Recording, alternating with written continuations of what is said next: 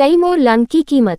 तुर्किस्तान तुर्की लोककथा। इतिहास में तैमूरलंग को एक बेहद क्रूर और निर्दयी व्यक्ति के रूप में याद किया जाता था। कहते हैं वह दुनिया भर में अपनी सेना लेकर लूटपाट करता घूमता था। लोगों का कत्ल करना उसके लिए मनोरंजन जैसा था। वह जहां जहां गया उसने अनगिनत लोगों को मारा और जी भर कर लूटा। उस जमाने में लोग तैमूरलंग के नाम से कांपते थे। लेकिन इसी तैमूरलंग के बारे में एक किस्सा ऐसा भी मशहूर है जब एक निडर कवि ने उसकी बोलती बंद कर दी थी। किस्सा कुछ यूं है। एक बार उसके सैनिक तुर्किस्तान के एक मशहूर कवि अहमदी को पकड़ लाए। उस समय तैमूरलंग सरेआम कुछ गुलामों को मौत की सजा सुना रहा था।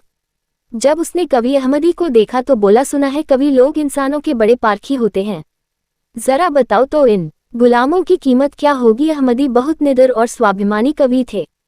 बोले, इनमें से कोई भी गुलाम 500 अशरफियों से कम का नहीं है।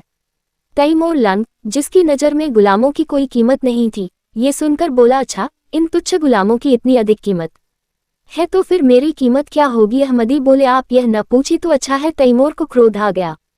बोला, जो मैं पूछूं तुम्हें बताना ही पड़ेगा वरना तुम्हें भी मौत के घाट उतार दिया जाएगा। कवि अहमदी बोले, और यदि मैं आपकी सही कीमत बता दूं तो तुम्हें ससम्मान जाने दिया जाएगा। तैमूरलंग बोला, दरअसल वह सोच रहा था कि अहमदी उसकी कीमत करोड़ों में आंकेगा। लेकिन कवि बोले, तो सुनिए हुजूर, मेरी नज़र में आपकी कीमत 25 अशरफियों से ज्यादा नहीं है। ये सुनते ही तैमूर तिलमिला गया। बोला, इन मामूली गुलामों की कीमत 500 अशरफियाँ और मेरी सिर्फ 25 अशरफियाँ। तुम्हें मालूम है इतनी कीमत की तो मेरी पगड़ी है, मैंने उसी की कीमत बताई है। कवि अहमदी बोले, क्योंकि जिसके दिल में दया, प्रेम और न्याय नहीं है उसके शरीर की भला क्या कीमत होगी।